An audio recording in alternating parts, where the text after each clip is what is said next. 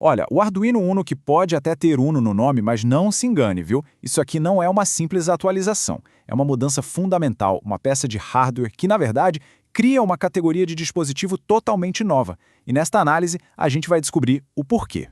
Para a gente entender o Uno Q, primeiro precisamos sacar um problema clássico na robótica e na internet das coisas. É uma tensão que sempre existiu entre o pensamento, aquele de alto nível, e a ação, o reflexo instantâneo. A questão central é essa, né? Como é que se consegue unir a inteligência de uma IA, por exemplo, com a precisão de microsegundos que o hardware exige? Pensa num robô que precisa identificar um objeto e, no mesmo instante, acionar um motor com perfeição total. Esse é o tipo de desafio que sempre limitou muitos projetos. É que, de um lado, a gente tem sistemas como o Linux. Eles são super poderosos para tarefas complexas, mas são meio imprevisíveis no tempo, sabe? É como pedir algo a um assistente que está super ocupado. A tarefa vai ser feita, mas não dá para saber exatamente quando. E do outro lado, temos os microcontroladores. Eles são como um relógio suíço, mestres do tempo real, controlando tudo com precisão absoluta, mas sem fôlego para tarefas mais pesadas. E é exatamente aí que o Uno Q entra em cena. E ele não entra como um meio termo, mas sim como uma solução super elegante. Ele não escolhe um lado, ele simplesmente une os dois, através de uma arquitetura híbrida bem inteligente. E aqui está ela. Essa é a placa que materializa essa solução. Olhando rápido, até parece um Uno comum, mas por baixo do capô é uma máquina completamente diferente, projetada para resolver aquele dilema que a gente acabou de falar. O conceito-chave aqui é o que estão chamando de arquitetura dual brain, ou, em bom português, dois cérebros. O Uno Q basicamente integra dois tipos diferentes de processadores numa única placa. Um microprocessador, o MPU, para as tarefas pesadas, e um microcontrolador, o MCU, para o controle em tempo real. E aqui está a genialidade da solução, a divisão de tarefas. O cérebro pensante é um Qualcomm QRB2210 superpotente que roda um sistema Debian Linux completo.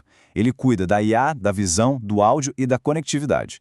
Enquanto isso, o cérebro de reflexo, que é um STM32U585, gerencia as tarefas de baixa latência com aquela precisão cirúrgica, como ler um sensor ou controlar o motor, exatamente como a gente espera de um Arduino.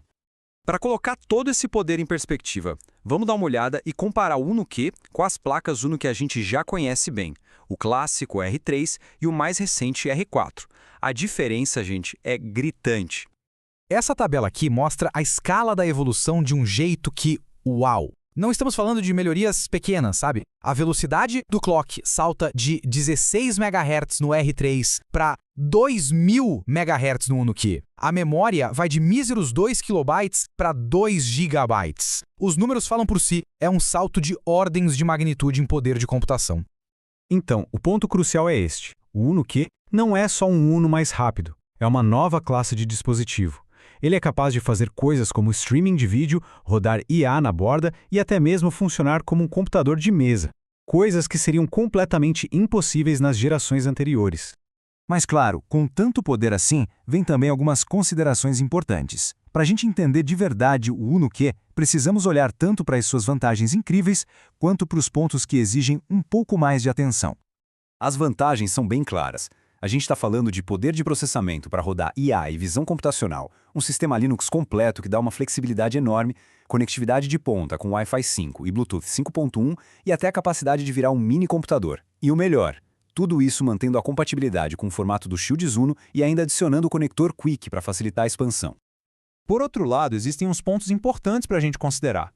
O primeiro, e talvez o mais crítico, é a mudança para um nível lógico de 3.3 volts. Além disso, bibliotecas antigas, aquelas escritas especificamente para a arquitetura AVR do R3, simplesmente não vão funcionar. O consumo de energia também é maior e, claro, a complexidade de um sistema com dois cérebros exige uma curva de aprendizado. E vale muito a pena reforçar este ponto.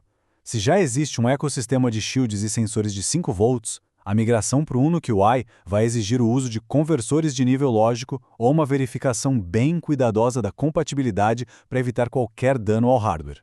Essa é sem dúvida a mudança mais crítica a ser observada. Com tudo isso na mesa, a pergunta muda um pouco. Quando, afinal, o Uno Q é a escolha ideal? A ideia aqui não é substituir o Uno R4, por exemplo, mas sim oferecer a ferramenta certa para trabalhos que são bem mais exigentes. O Uno que brilha onde a inteligência local é crucial. Imagina uma câmera de segurança que reconhece rostos sem depender da nuvem. É perfeito para robôs autônomos que planejam rotas complexas e, ao mesmo tempo, controlam seus motores com precisão. Ou para gateways de IoT que filtram e analisam dados de vários sensores antes de enviar só o que é essencial.